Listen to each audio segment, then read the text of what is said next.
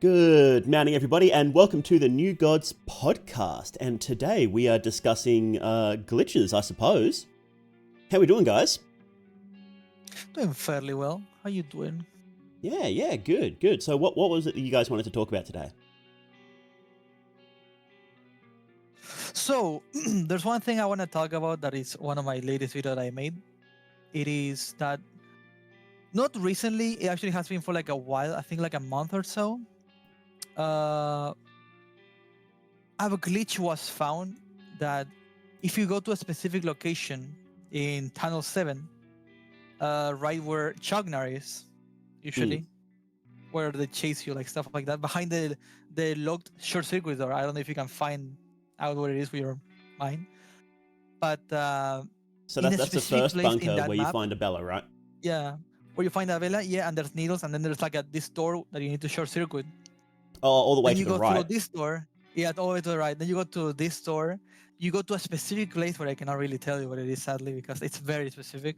You pull up your rifle or shotgun, and you shoot until you get a soul. You can then get as many souls as you want with a pistol, because the enemy is dead, and you start getting souls and souls with every single shot. You pretty much, by doing this, you killed Chognar before they even spawn. You can do it with a Bella in your team as well, which is really funny.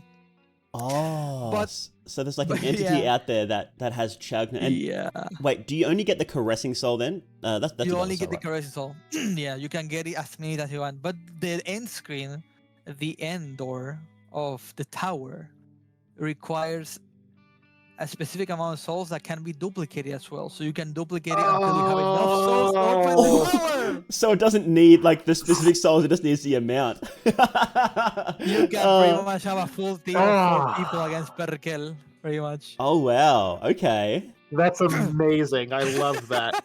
I know exactly what's causing that too, because there's a very similar issue in Fjordhunger 1 that I was going to make a video about. Oh, tell me. It was part of an OP early with as Anki without becoming marriage, but if the ghoul doesn't spawn in entrance A, you can put down a bear trap where he's supposed to be, and he will spawn without legs. Because RPG Maker MV cannot actually change the number of events in a map. It can only hide them. Yeah, I can see that. So what's going on with the caressing soul glitch is that you're shooting an entity that's hidden and killing it. I'm pretty sure that entity.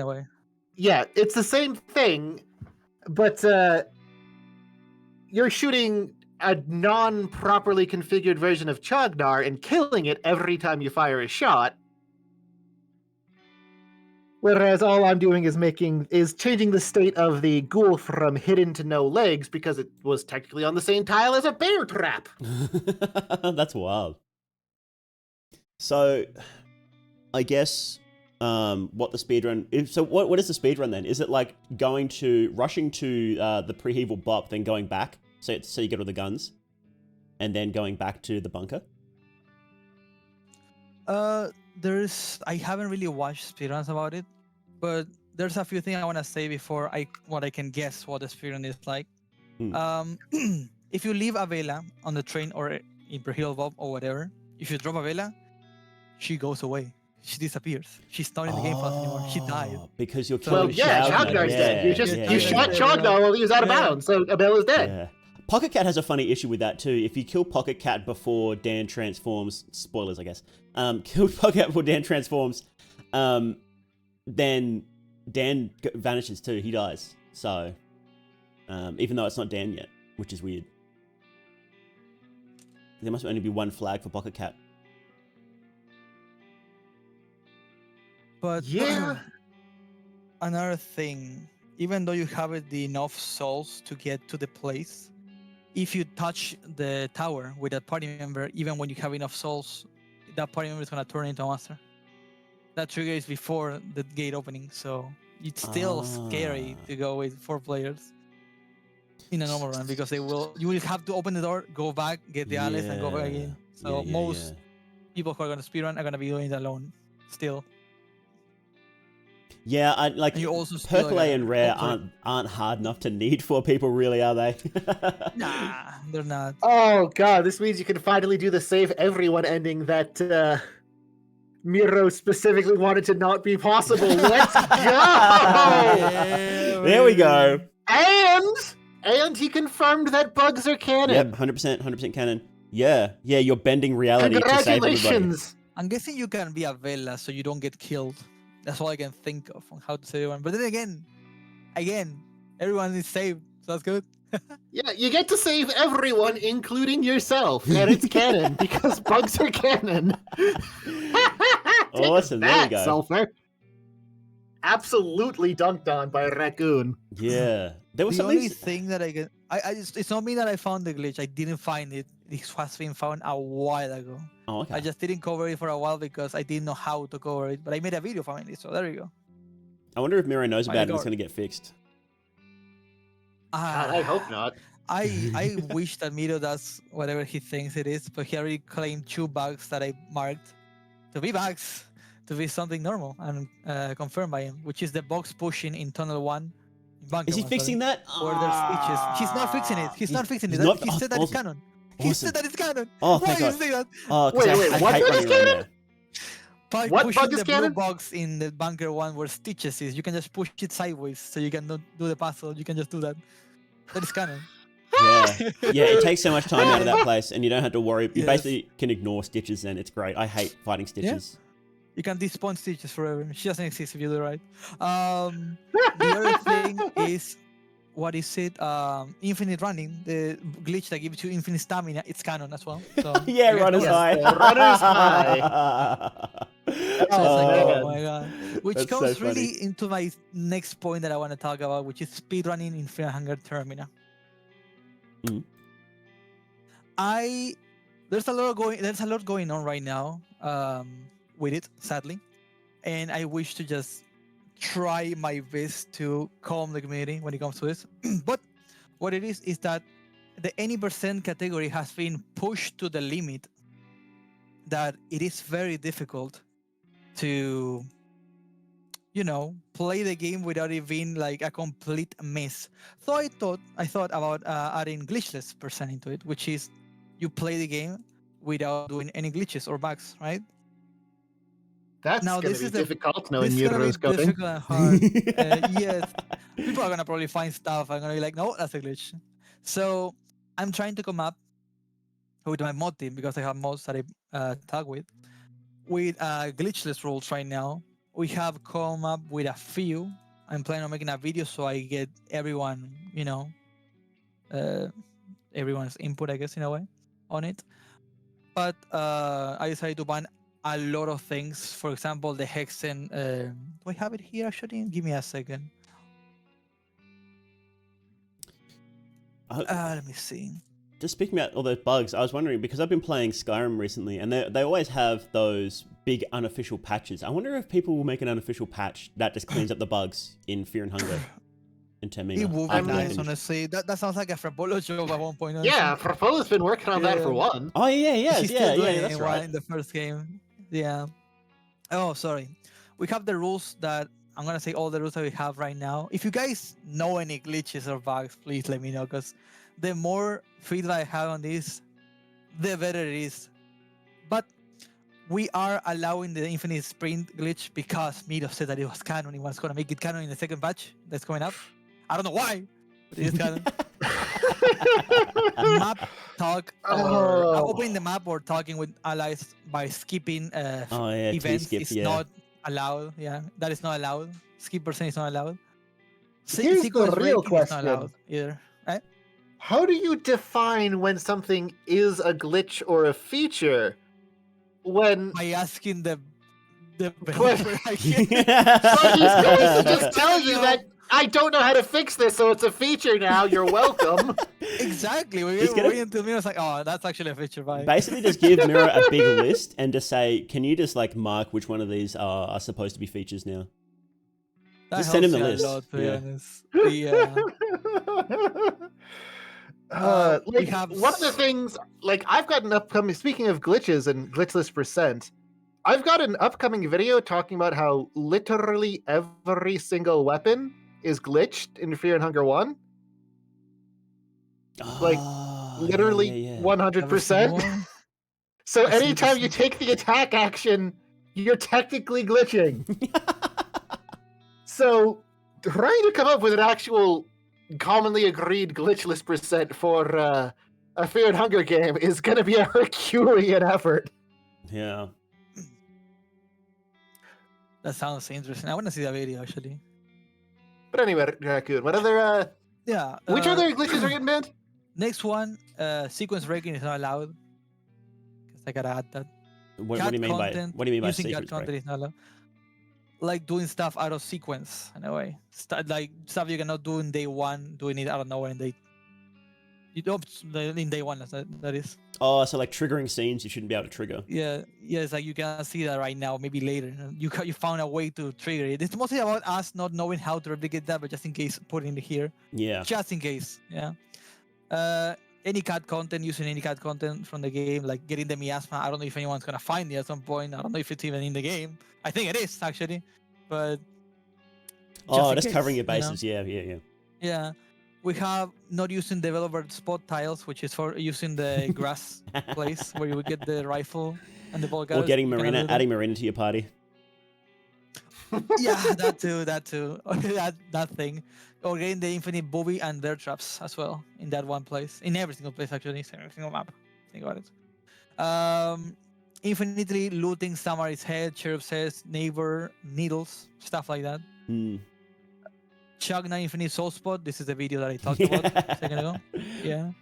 We have the Hex and Skip teleport glitch that is not allowed as well, where you can teleport from the Father Hugo place into, to the train if you do something properly. How does that one work? Because I recently found a similar bug in Fear and Hunger 1. And what it does? All it does is shift you a couple of tiles into a wall and gets you stuck, but maybe the starting spot. Maybe the starting spot is there where you're put by the game. Maybe, but the way it worked is you would talk to the Hexen in Nostradamus' room and hold left the entire time, and then quickly cancel out, and then you just be inside a wall. Interesting. The way it is here, I don't remember exactly that well, but you gotta use one of the new in plus skills when you're in the Hexen of Father Hugo, and when you select it, you gotta press a certain button, which is to cancel, but you don't press accept. You press a certain button. I think it is X or C. It's in the video, and what happens is that instead of removing the choice of yes or no, you remove the background. And when you exit out of the Hexen, you appear back at the train. It's kind of weird.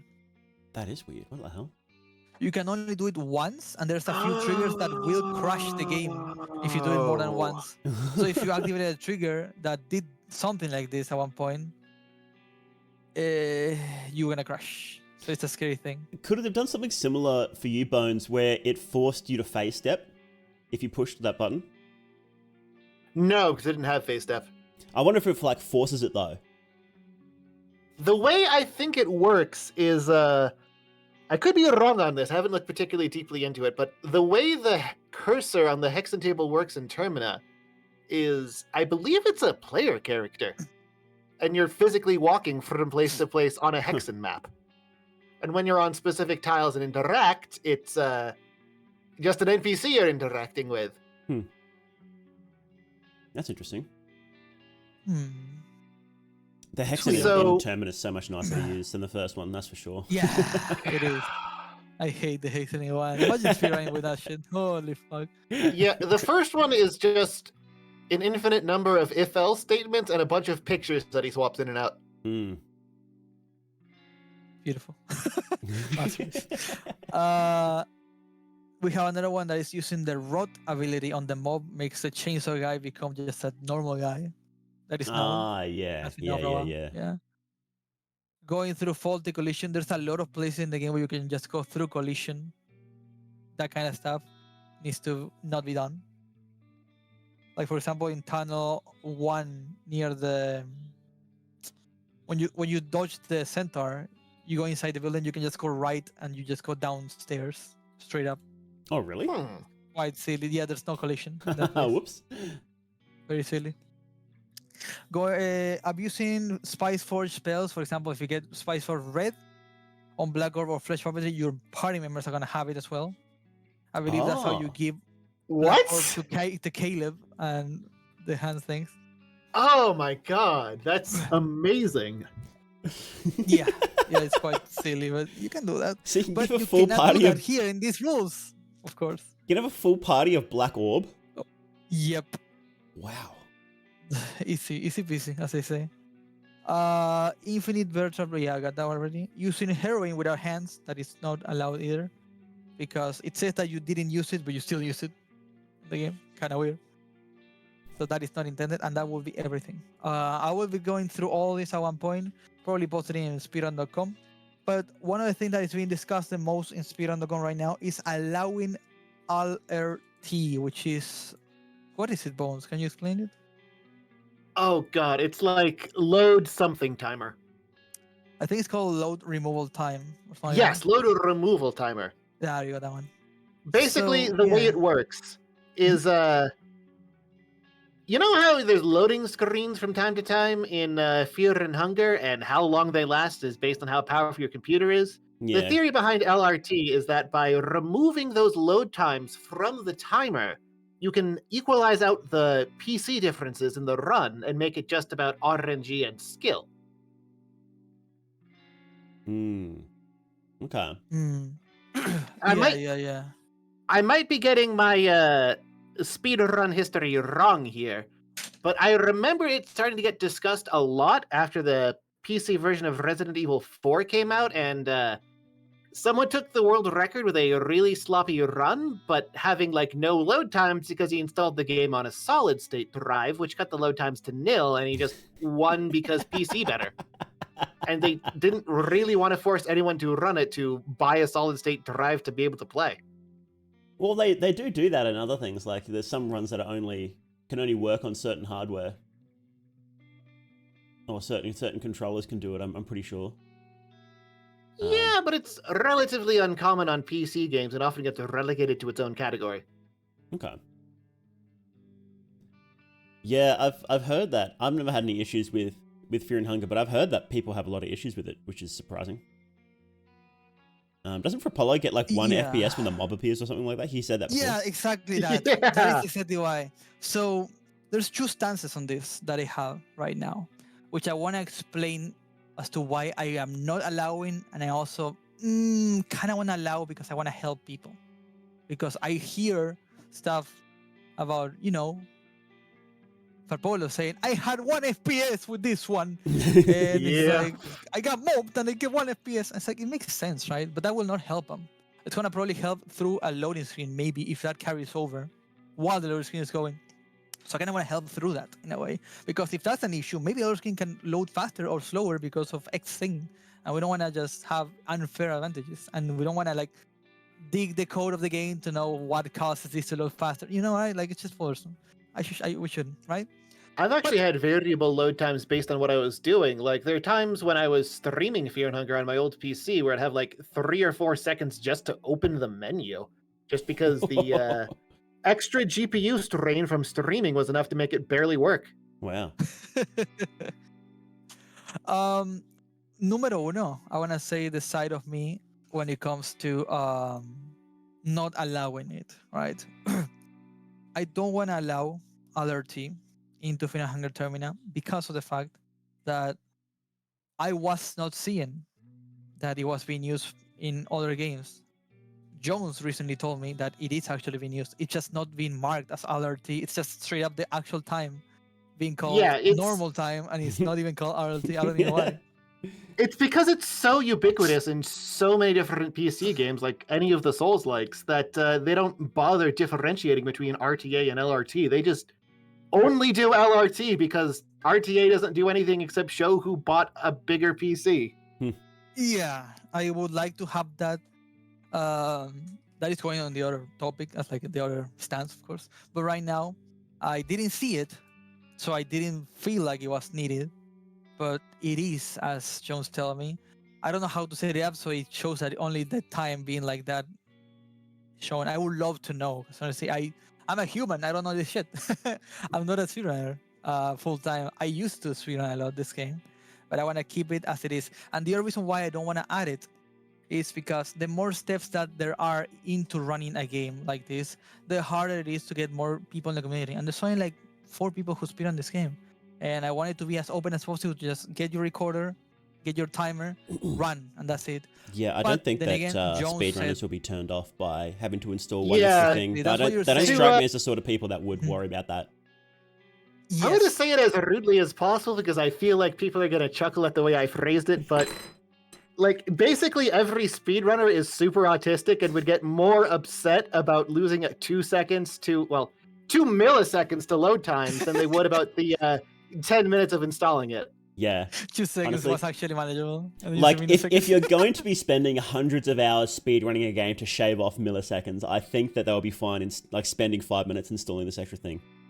So They're already throwing away countless hundreds of hours of their lives at this. I don't think an extra 10 minutes is going to change their opinion at all. yeah. So I don't And think it's gonna the be an only issue. people that like speed run something once and never again are complete jerks like me who see a free world record and steal it. I remember that. Yeah. The good stuff. Like speedrunning naturally gatekeeps itself. I just like this isn't gonna be a blip on the radar, right? Just the fact I that guess speedrunning so, is that's you what it is. naturally have to spend that much time doing it. The people who are worried about minor stuff like that just naturally won't do it anyway. So it's my The thing about it is opinion. that I'm not a yeah, speedrunner, so I know it worries me because Wait, it didn't has a you lot- have the anal percent world record at some point though? no, I had the toilet percent world record. Oh, that it was the wasn't- one. Yeah. It wasn't So you are a recorded properly, speedrunner, sadly. you liar. It wasn't recorded properly, sadly. Yeah, here come the nerds with the actually. Shut the fuck up. Actually, you had it modded so the fog was removed so you could actually see what was happening on stream, so it doesn't count. Very good, yeah. But I was saying that it impresses me that there's so many people who cover this game and we're getting almost nobody running the game. But then again, I go back into it being like, maybe you're not supposed to run this game, and that's why only weird people are going to be running, like me. Yeah, other people who are speedrunning. 100%. Oh my god! If I was Yeah. trying to make a game as miserable as possible to speedrun, I would basically just make Fear and Hunger. Yeah. Yeah. And look, yeah, you have to remember, Raccoon, that even though the game is way more popular now, only a tiny fraction of the people who are interested in the game actually play it. And then there's I a guess so, yeah. tinier fraction than that of people who are interested in speedrunning. So 4 sounds about right. 4 speedrunners sounds about right, you know? Yeah. Yep, yeah. Yeah. But yeah, a part of me was pretty much, I don't want to gatekeep this into more rules, because adding more rules would be difficult, especially if there's no way to properly explain how the rules go, because there's not really a good video that explains it. I'm asking a moderator of mine to make a video or anything like that to actually explain Yeah, how to install other do we know anybody who makes videos about Fear and Hunger speedrunning? I was going to cover it, yes. But you know, there's a lot going on right now because in 3 days it's my birthday. I need to relax yeah. myself. Hey, happy birthday, Raccoon. Because I usually Happy birthday. I'm a Happy bitch birthday, when it comes to my Raccoon. I'm birthday. going to Thank you. send you like 5 DMs at your midnight, just like you did for me. Thank you, Jones. Thank you so much. Thank you so much. Give me $1 as well. That's a lot of money. So let's see how we're gonna make here. But yes, going back to my other stance, I will allow LRT because of what Jones said and because of how the stance of Mao is as well. That yes, it is very important to keep those milliseconds, sadly. But we are going to, either me or Rupa, we'll see who it is that's gonna happen. But anybody is gonna be making a video on how to set up LRT, so it's gonna be a lot easier for people to install it. Because I cannot stop thinking about the YouTuber side of me, being like, oh, I want to make this easier for people to get into. Yeah. That's Yeah, hard. no, that'd be good. Yeah. Yes.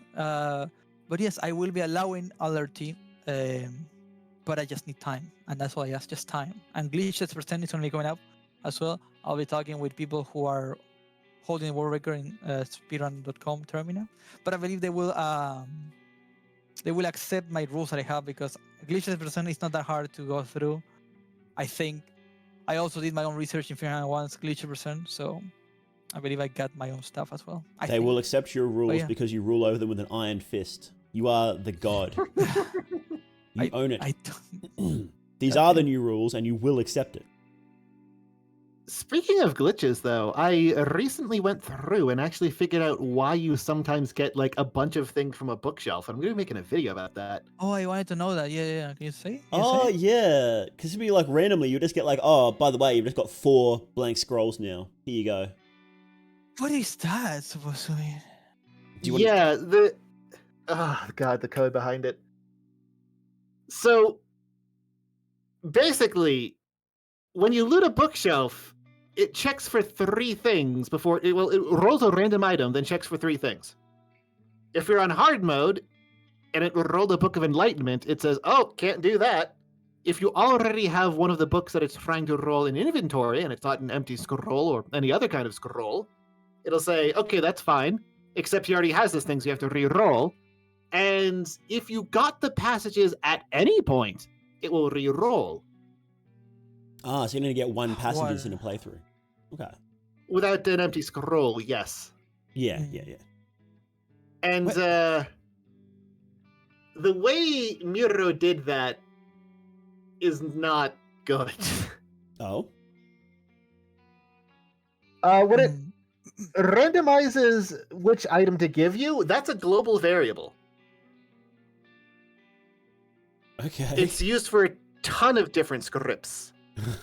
So when it checks if it's giving you something you already have, what it does is instead of jumping back to the top of the current script, it creates a new copy of this event and re-rolls the variable.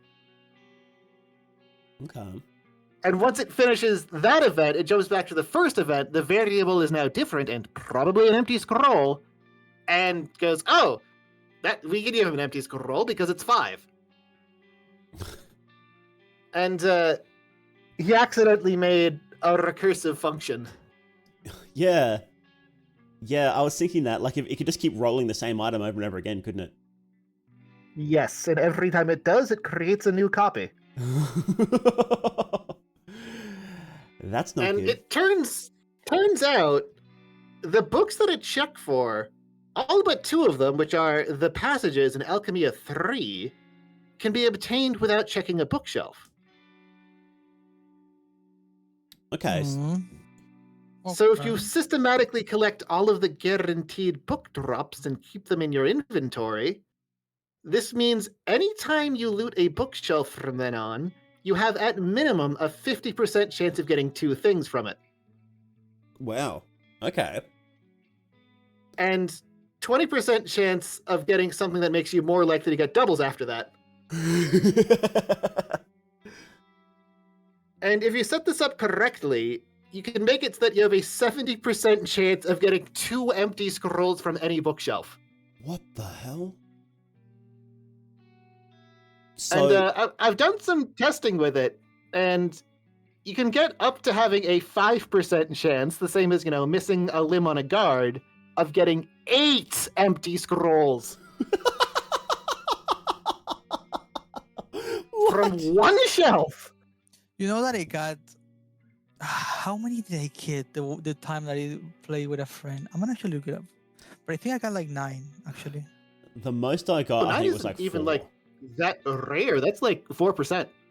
Jeez. I'm gonna look it up because Once you have all the book, 4%. But yeah, you can technically like get something like that from just playing on hard mode and looting a bookshelf, but it's only 10% chance of looping. And it gets vanishingly small ridiculously quickly. Like getting 3 empty scrolls on the first shelf you look is like 1%. Yeah. Heck, there was one time where I did have like literally every book in the entire game because I'd already won every single coin flip on every single bookshelf, and I pulled. Not even joking here. I have a clip on Twitch about it. 14 empty scrolls from one shelf. That is how you teabag people, straight up. I kitted out all 3 of my skeletons in copies of the Gaunt armor. What else was I going to spend them on? Yeah. And I still finished the game with like 6 of them. That is beautiful. At that point, it's like, yeah, what else? What else do you even get? You break the game. Give them more combustion as well. Combustion only works for the main character, unfortunately. That sucks. But they did have Miasma, Blue Sin, and the Katana. rolling up to Francois with 3 Gaunt Knight skeletons, all with White Angel. Yes, they all had White Angel as well, yes. Sylvian didn't last like a round on that. Jeez. I cast like Locust Swarm and she just exploded. But yeah, I'll be setting up a guide pretty soon of how to manipulate these drops so that you too can roll into Anki S mode and just have 100 scrolls in a single playthrough. Yeah, jeez. That would be beautiful. Win Ragnar knowing how too, that works. I love yes. It. Oh my god, that would be the stupidest Ragnvalder S route because it's entirely viable without using debug tiles. No, you can do it on hard mode because 2 of the books come from selling children to Pocket Cat. So you'd only be able to get it to 30% dupes. So this would be a guaranteed way to do Pacifist Ragnvalder then, wouldn't it? It's a guaranteed way to do whatever you want when you have like 30 empty scrolls in a single playthrough. Pacifist everybody, yeah. This doesn't matter at this point. I do want to do some simulations and check the actual math on this, but I think 20 to 30 empty scrolls on average is about close to what this would do.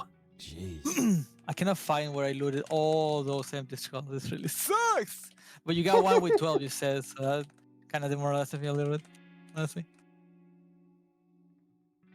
Can you do? How did I do that?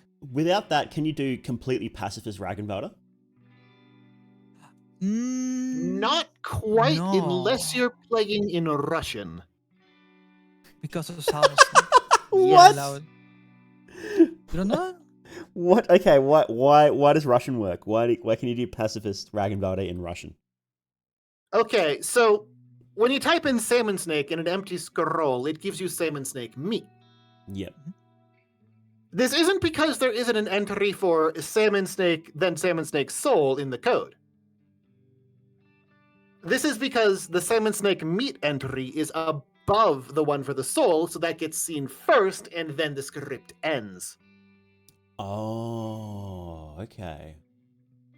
In Russian, they added more characters to the total length of the names, so you can actually type in the full salmon snake soul and get the salmon snake soul. Wow, okay.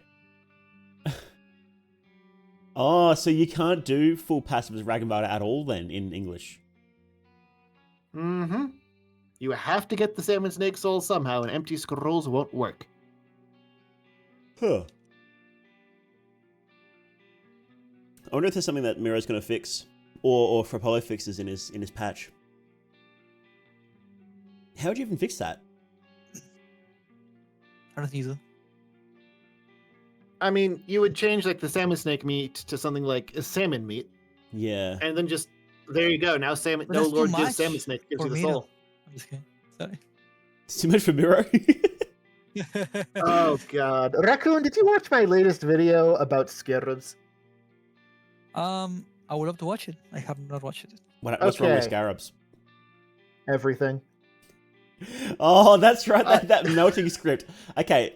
What's right with Scarabs? They do, in fact, successfully melt your weapons eventually. They do? What do you mean eventually? Like, do they have to do it over and over again until it works? The script is like 3,000 lines of code. Because doesn't it check? You say it. Okay, it checks if character if character equipped with X for every single character and every single weapon. Does it check? And each skeleton and each ghoul are like different entities in the code, aren't they? Yes, it checks each skeleton, it checks both marriages. It also checks for debug weapons that aren't even accessible, like Girl Weapon 2. And it just goes through this massive line of code every time they use acid. Okay, so wait, how many characters are there? There's 4, there's the girl, there's 3 skeletons, there's 2... It's also Lagarde. And Lagarde, so that's 9. And then there's the 2 abominations, that's 11. Does it check the ghouls? Can you equip ghouls with anything in the first game? No. No. And it doesn't check the ghouls either. Does it check the demon child?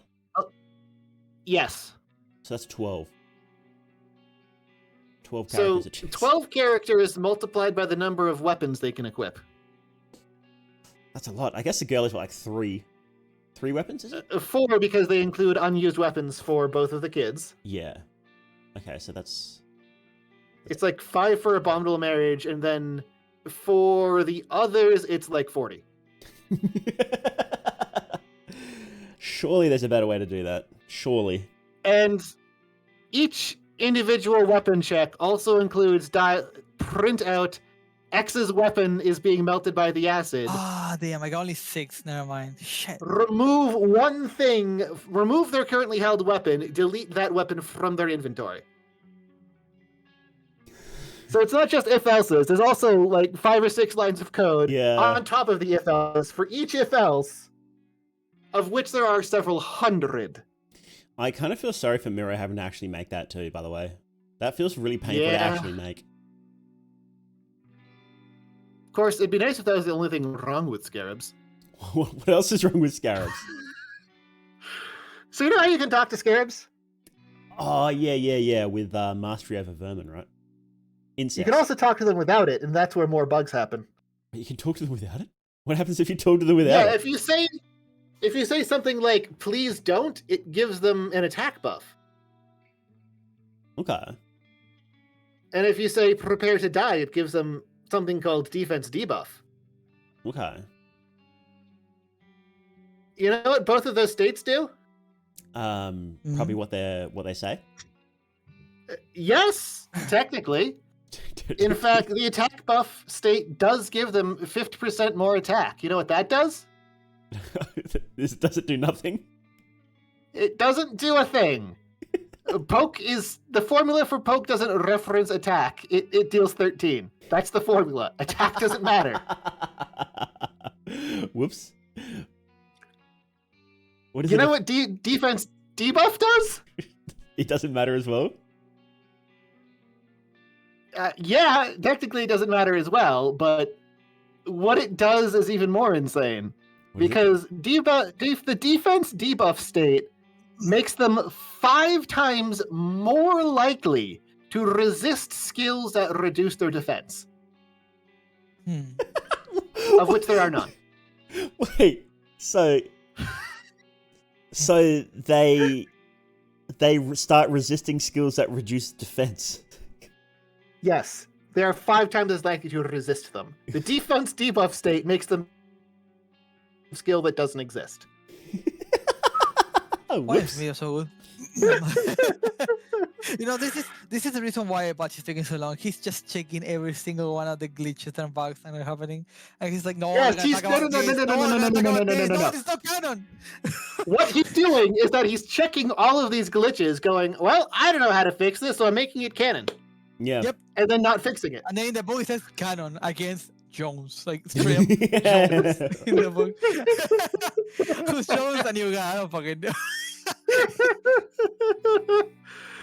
Oh my god. the glitchless one.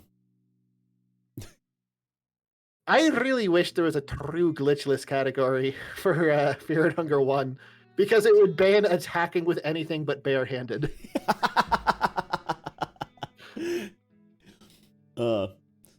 Do you reckon how early were Scarabs added? It feels like Scarabs were probably added pretty early in development. Relatively late, believe it or not. Oh, really? Yeah.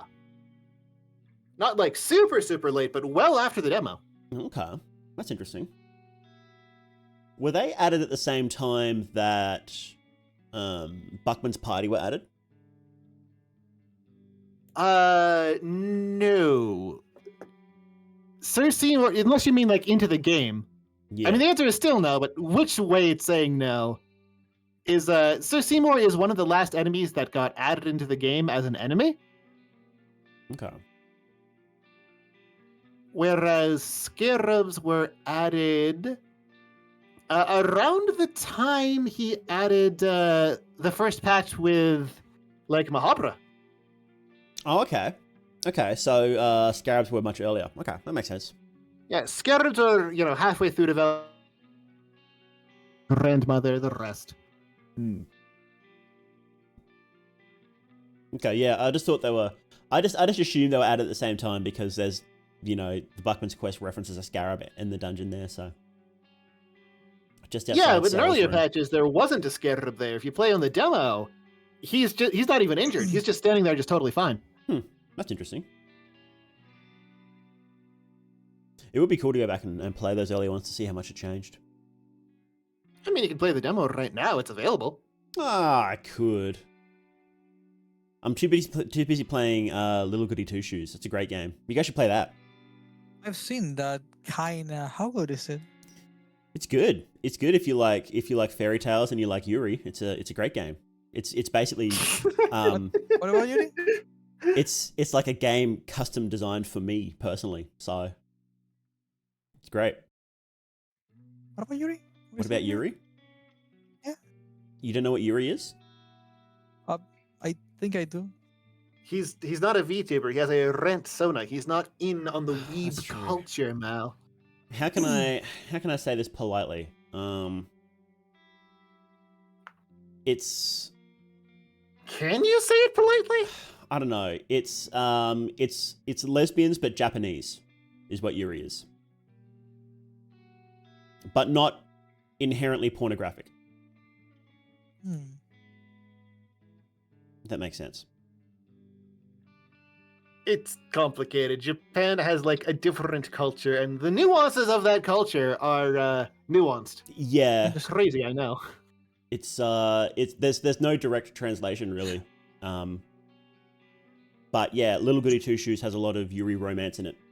That's actually a core part of the gameplay. If you believe it. So yeah, great game. I'm really enjoying it. It's huge.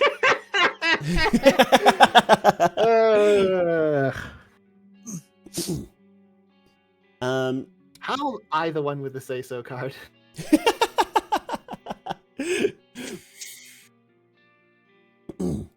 So was that all you guys wanted to discuss about glitches and speedrunning? Oh, yeah, I'm done for it. What about you, Jones? Oh yeah, I guess I could have my own little kerfluffle with the speedrunning community. They accidentally archived my runs and didn't know that meant that they weren't publicly visible. Oh. How did that happen?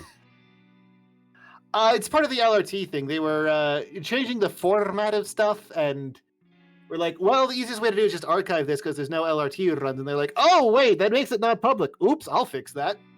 That's the whole story. No. Speedrunners. I was worried when you said that. Thankfully, it has been solved. There was a really interesting discussion about that, though, particularly about what constitutes a wrong ending glitch. Oh, what do you mean? Well, you know how I found out that you could get S endings off Dars? Oh, yep. You can get everybody's S ending with DAS, yeah. Yeah, it's far from the only way to get an S ending. There's actually a ton of different wrong ending glitches. Oh, really? Yeah, I've just never bothered using them because they're mostly pretty slow. Okay, so can you give us an example? Before you fight Grogoroth on floor 9, phase step out of bounds to the right, walk a little bit right and very up until you find a faceless mannequin like you would find in the place where you make the husk. And then talk to it. And then just get an S ending. Yes, you get an S ending after defeating the god of fear and hunger. Okay. With a long string of glitches, you can actually use this to get a one-on-one solo fight between the girl and the god of fear and hunger without any game editing.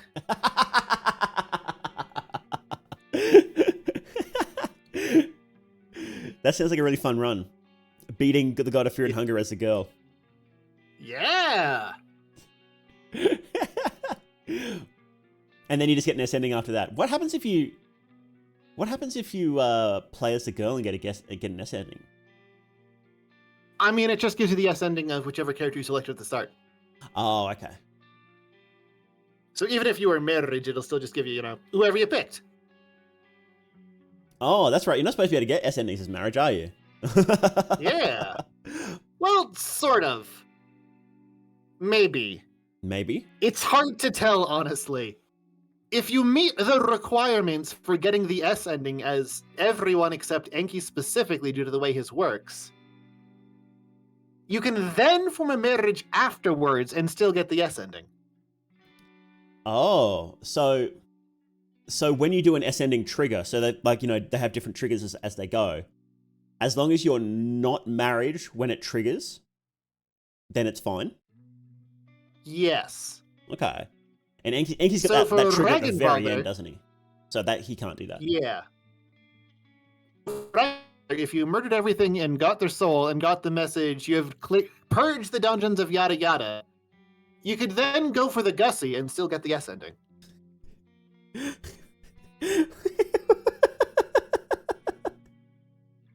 Can we ban the word Gussie on the podcast, please?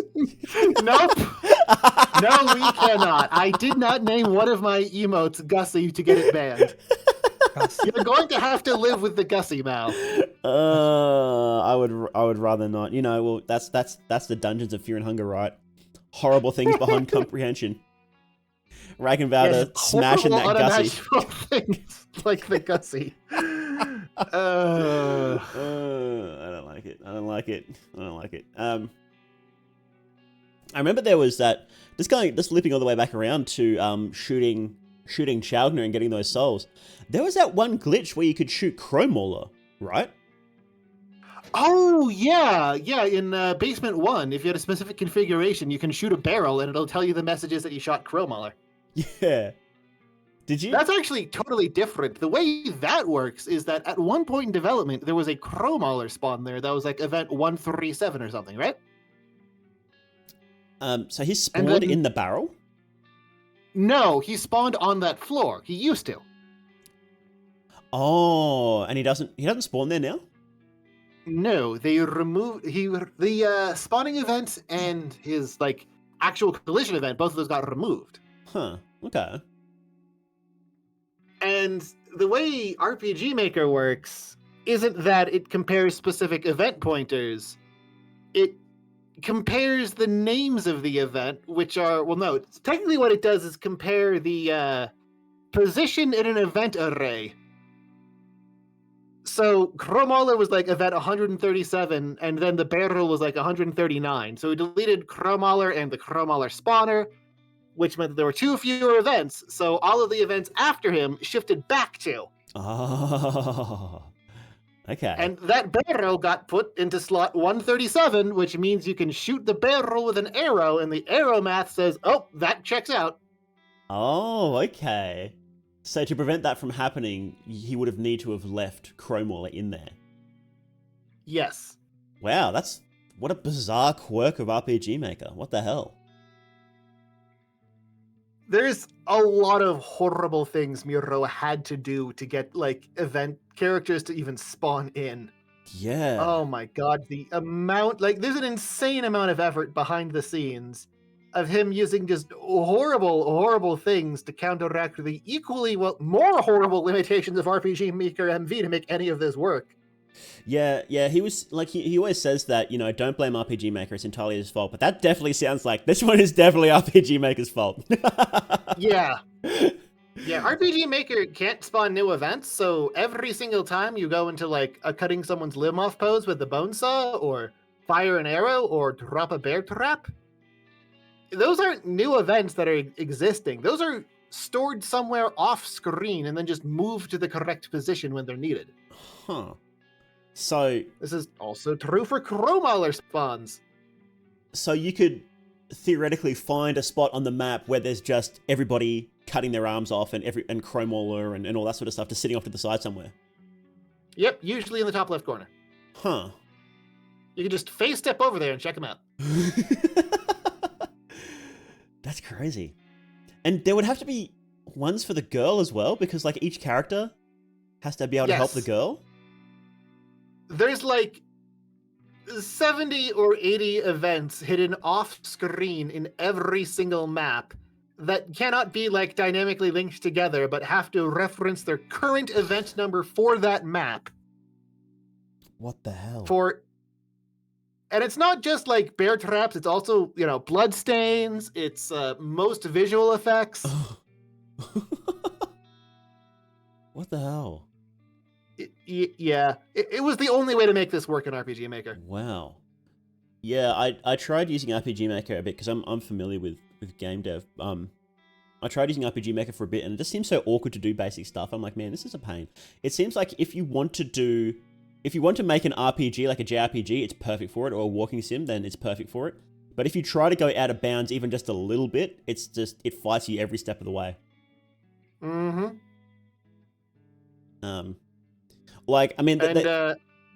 The people listening to this podcast might not know this, but Fear and Hunger doesn't follow a lot of usual JRPG things. It's contrary to popular belief, Fear and Hunger is not a JRPG. Yeah, it isn't Final Fantasy 1. Insane, I know.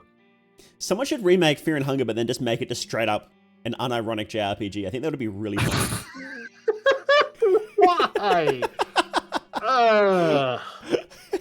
Yeah, to make any of the cool things in Fear and Hunger work, Muro had to do absolutely insane amounts of effort.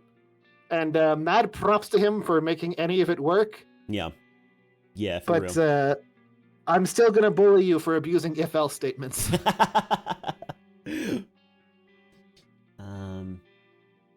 was I going to say? There was... I was going to say something. I forgot what it was now.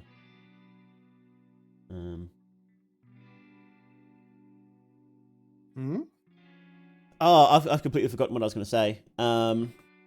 Well, remember it. I'm trying really hard to. Just remember it. Just expand your brain. I'm going to cut this part out because my brain is just completely blanked. No, leave it in. It's funny. We were talking about it's not a JRPG. It's RPG Maker. No, it's gone. It's gone. Completely gone. It's gone. Raccoon, do you remember what he was going to say? Yeah, Raccoon, Can you remind me, please? No. No? Why not? Come on, Raccoon, don't be like that. I don't remember. What was it saying? Come on, you remember. Don't play him like that. Yeah. You remember what he was thinking. How? Yeah, it was about Homestuck. Yeah, Homestuck. It was about Homestuck. It was. It was I love about how Homestuck. the ending is canon. I love that. Just saying that actually gets like a lot of people angry, actually. So what element and class do you think all the characters from Fear and Hunger would be? Homestuck element and class, do you think that would be? That is tricky. What is it, Jones? I can't answer that question. I haven't read Homestuck and choose not to. Well, okay. Well, let's just say which. Do you think that would be from Prospert or Durst? Which we can just do it simple. What I would say, Marina, Durst. Oh, Kahara. I would say Durst. Durst, you reckon? Straight up Durst. Yeah, straight up. Yes. Actually, it's probably pretty easy in the first one, right? Enki and Kahara, Durst. Enki and Kahara, Durst, and Ragnaval and Durst for Prospect. Makes sense. That was pretty easy. What about you? What about you, Bones? Do you reckon how's that sound? Does that sound good? I'm gonna go with Enki's power up is the candy corn vampire. I mean, Candy Corn was kind of That was something. in there. real, yeah, reality. Oh, It was fuck somewhere. I was off. like, wait a second, No, does he we're, actually we're know? legitimately not joking. Legitimately not joking. Candy corn was actually an I'm important making plot a element. call back to Problem Sleuth because I liked that. Yeah.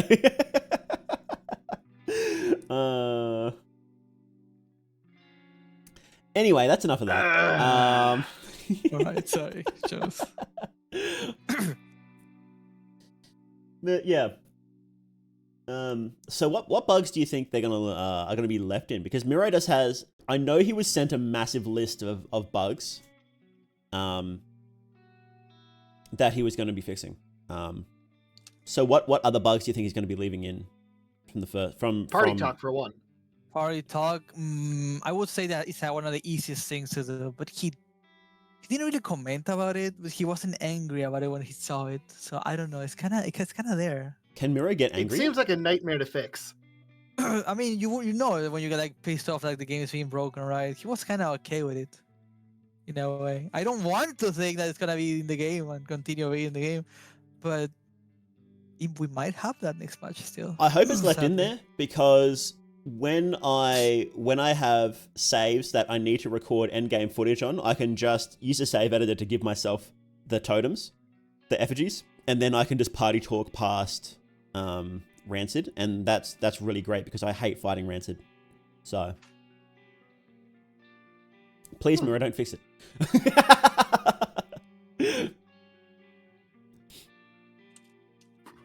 I'm surprised people don't like Rancid. I've only fought him a couple of times, but I just wrench tossed his like hand and then punched.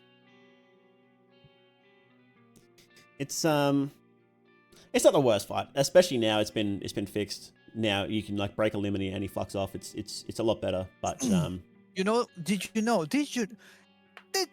that if you throw glaciers to Rancid, you're not gonna blind him? He actually has to be blind in the arms because he doesn't have trigger of blinding in the head.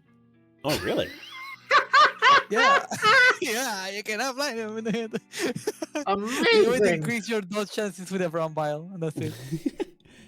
Does he keep status effects between fights, or is it just limb damage? No, he doesn't keep status effect. He can actually lose the 2 arms for the next fight that's coming up Yeah. if you kill them at the same time. That's all I can think So of. I don't think any enemy keeps status effects between fights because of the way No. Miro coded this. Okay. So the way limbs work between fights is that he has 4 or more switches for every character. For every individual fight. Okay. And So if you knock out, the left leg, it sets the left leg guard 4 knockout switch, which is also referenced on the overworld. okay. I mean, how else would you do it? Oh, there's a way to do it with note tags that just makes it automatically stay remembered. But I don't know how to do note tags in RPG Maker MV because I spend most of my time thinking about good engines. What you could do is you could change it to a single variable, and you could say if the variable equals 0, no limbs are missing. If it equals 1, then left leg is missing, and do that method. You could do, I guess it depends on how many you've got. You can do it the binary way, like binary tiling. Yeah, you could do it as a bit map where it's just a 4-bit value and each one is flipped, but that's just switches with extra steps. Yeah, it is. Yeah, you're right. Yeah, debugging stuff, I don't even know how it works, so. Do we want to go through some of the submissions in the form? Sure. Yeah. Are there any themed around glitches? Because oh, let me see. oh man. Let me see. Why can't I throw away / discard items? Does that count as a glitch one? I have the answer to it. I believe I responded to it at one time as well. The reason why you cannot throw away items to have them on the floor is because when you do that in the mod that was made by Mari, which is the Fear and Hunger online multiplayer one, which you should definitely, first of all, support Mari since they work on the Fear and Hunger online for Fear and Hunger 1 and 2. When you drop the items, you go ahead and you can find those same items in another map. So if you drop, for example, an apple, it's gonna clone itself into another map endlessly to the point that it's gonna lag the whole game. So either you implement a chest like Resident Evil kind of way, where you put your stuff down, which you shouldn't because there's no reason, or you know, you don't do that because it's gonna crash the game. Because we got a lot of crashing going on because of that. You get 2 Well, FPS out of it. I gotta correct you there, Raccoon, because being able to spawn in an apple item at your feet is something unique to the engine hacks that Maddie put in. Because you useful, can't though. spawn in new events in base RPG Maker, so you wouldn't have to worry about that. The reason he doesn't have a throwaway things from the menu in Fear and Hunger just destroy it is because he didn't install any plugins that allow that to happen. Sorry. So you need extra plugins to make those features happen. I'm pretty sure that's not an RPG Maker default feature. Yeah, that's another plugin to add to the list, and Miro. He's already using a shitload of plugins, isn't he? Yes. You need a ton of plugins to make RPG Maker do like anything. Yeah. It's a beautiful thing. There's no other one specifically about bugs. There's things that are close though. Like this one. Could Goku defeat the old gods? He might have a hard time, but he's gonna do it at one point. I don't know if he could. I don't think they can be defeated. Because they're like forces of nature. So I don't know. Yeah, but Goku Goku's the can force blow of nature.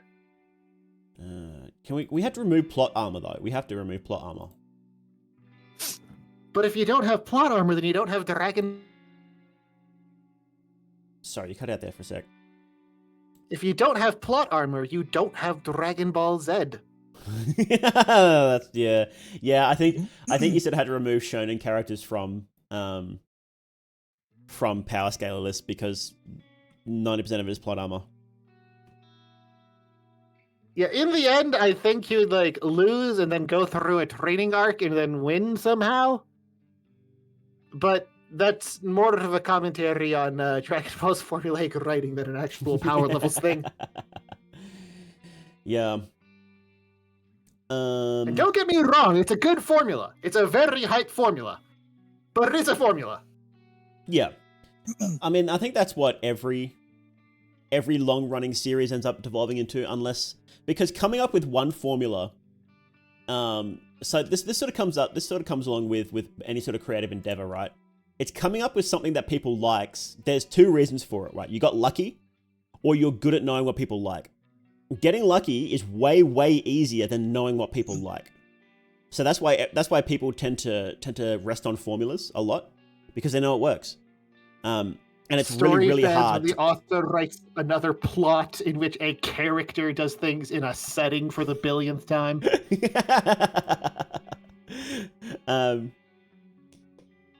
So yeah, that's why everything sort of tends to be pretty formulaic, because it's really hard to. It's exponentially harder to be a person that knows what other people like good enough to come up with multiple different formulas to use than it is to be lucky and then just use that formula over and over again. That's why you'll see like YouTubers will like how there's a whole generation of YouTubers that sort of fell off, after about 10 years because the audience changed and they didn't know how to change. And that just happens a lot. That's happens with movies all the time. That's why you've got the big trends in movies, like how Marvel is dying at the moment because they just refuse to change their formulas because it's really, really hard to know how to change it. It's really easy. Just steal someone else's formula. Yeah, that works too. Yeah, yeah. There you go. There's another reason why some people get successful is they steal other people's formula. Yeah. Crime pays. That's just how it is. Yeah. Here's an interesting question. Could the dungeons of Fear and Hunger be destroyed completely? Yes, what you have to do is you have to send Goku after it. Global Goku thing, to be honest. Love it.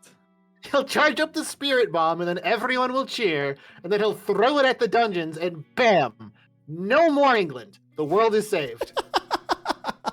I have to destroy England.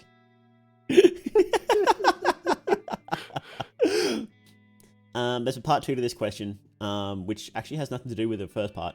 What do you suppose would happen if another god took over the festival, or had reign over it? What would those festivals look like? So what would a festival of Grogoroth look like? What would a festival of Sylvian look like? Oh, we actually have answers to the first two. Oh, we do? Yeah. Bunny masks and wolf masks. Yeah, that's true. Even in lore, there is a massive Sylvian orgy. I think it said it was like to stretch to the horizon, a sea of people writhing. So that's what a Sylvian festival would look like. Grogoroth, yeah, it would just be a big bloodbath, people eating each other. What would a Depths festival look like, or a God of Fear and Hunger festival look like? I think God of Fear and Hunger would just be Burning Man. You reckon? I think. That that actually doesn't sound bad. Because they're going out to a totally miserable place and learning how to like exist in that place for an extended period with stuff like the sand being acid. Yeah, and I would say probably rare with masks and stuff like that, furry stuff. The usual. Yeah, probably more emphasis on food instead of drugs, though. But probably still a lot of drugs, because God of Fear and Hunger does like human ingenuity, and that's where most of our drugs come from, is humans finding interesting ways to use things in ways they shouldn't be used. Well, no, it'd be drugs and food, because he used drugs to overcome mental issues, just like in real life. Yeah, true. You're right. And you know how they had those massive storms at Burning Man? Was it last year or the year before? I think that was last year. It would be like that. It would happen on purpose. The God of Fear and Hunger would make it happen, and would make it even more miserable. But you would have access to way more drugs, and you would feel pretty good at the end of it, I think, if you survived. If you could hold on, you would come out a much happier person, I think. A Depths festival seems paradoxical. It does a bit, doesn't it? Depth is all about being alone and forgotten. So when you have a bunch of people gathering together to celebrate being alone, I mean, I guess you just get 4chan. I think it might be like, you know how they have up high north in like really northern places, they have like 30 days of night? I think it might be like that, where the whole area just gets pitch black, and it's like, you know, it's really hard to find anybody, and you're just like, okay, objective, survive. And it just keeps going on much longer than you expect. So even like all your food stores get really depleted, and like you've got to really, you know, really sort of come to terms with that being that loneliness and that darkness. Yeah, I guess that's a good way to like simulate being on 4chan before it gets invented.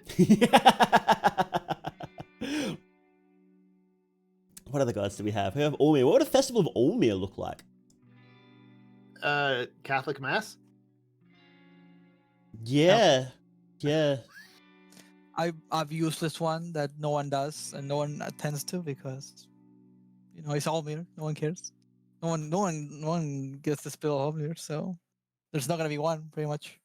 Olmir is canonically the most important god in Fear and Hunger.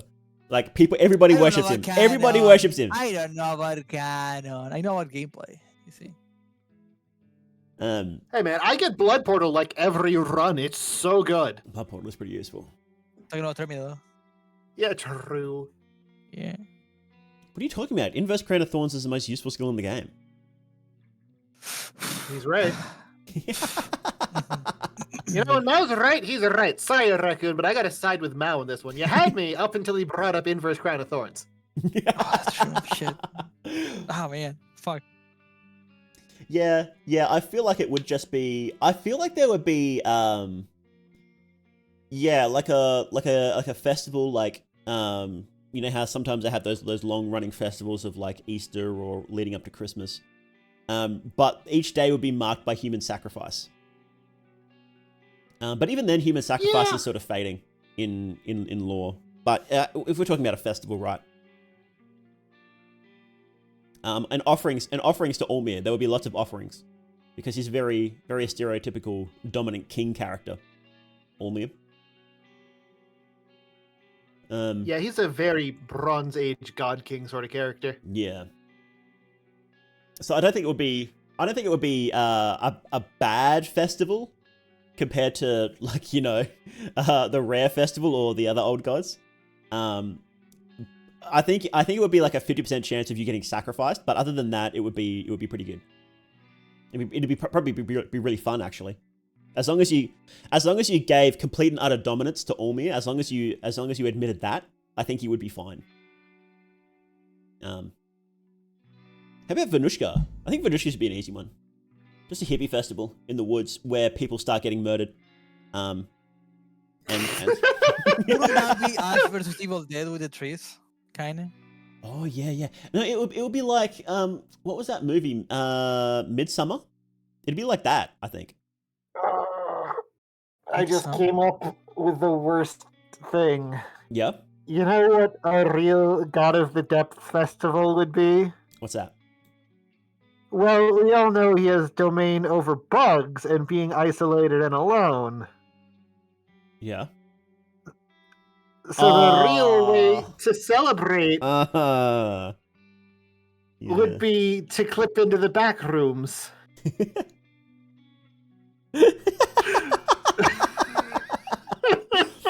A whole town gets backroomed. Well, I thought you were going was like a pandemic. No, I was going for the skibbidiest possible option. And that's the rule, isn't it? The most skibbity option is always right. God, I hope not. We live in a skibbity world. Just an Ohio boy in a skibbity world.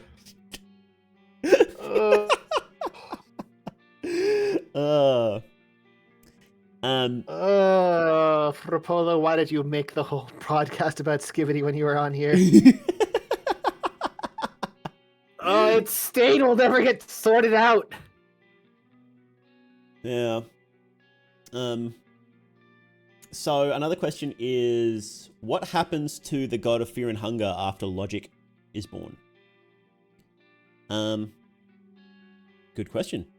We don't know what happens to any of the gods after logic is born. We don't know. We didn't even have a glimpse. Do we even know what happens to anyone except the protagonist after logic is born? So I think we do see the other people who survived the festival on the train. I think they leave, if I'm not mistaken. But we don't know what happens specifically. So logic is born. There's kind of an implication. So she's making a parallel green hue, right? And there's implications from that. One implication is that she's going to create her own pantheon. Another implication is that she has taken over the existing green hue and sort of consumed the other gods. But we don't know any of that for sure. So because the god of fear and hunger, even though she is beneficial for humanity, and logic will probably like her very much, if she deletes the old green hue or absorbs it, then the god of fear and hunger is gone because she's part of that old system. So, Raccoon, I want to hear your opinion on this. Yeah, Raccoon, what's your opinion on it? Can you say it again, please? What happens to the god of hunger after logic?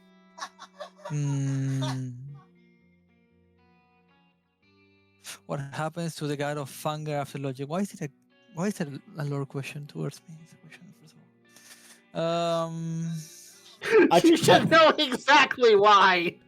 I tried to not cover all the lore stuff first, so we could get because I knew some of you don't like lore. But now what that means is that the last questions are like entirely lore stuff. So. I get it. What happened to the God of Fear and Hunger? She Yes. becomes a mecha. I don't fucking know. Like, I don't know what it is with the ending there. Honestly, she becomes like Give a me your human. worst theory, Raccoon. What A is the worst least theory. likely thing that you believe in? Does Least Goku show up? I would say Goku is canon, so he was in the Levi picture if you think about it. So Yeah, maybe yeah. in the end, God, Goku is you're forced to right. be, beat that makeup. So I would say Gundam starts then. Oh, The Gundam. anime. Yeah. Yeah, Gundam actually. Okay.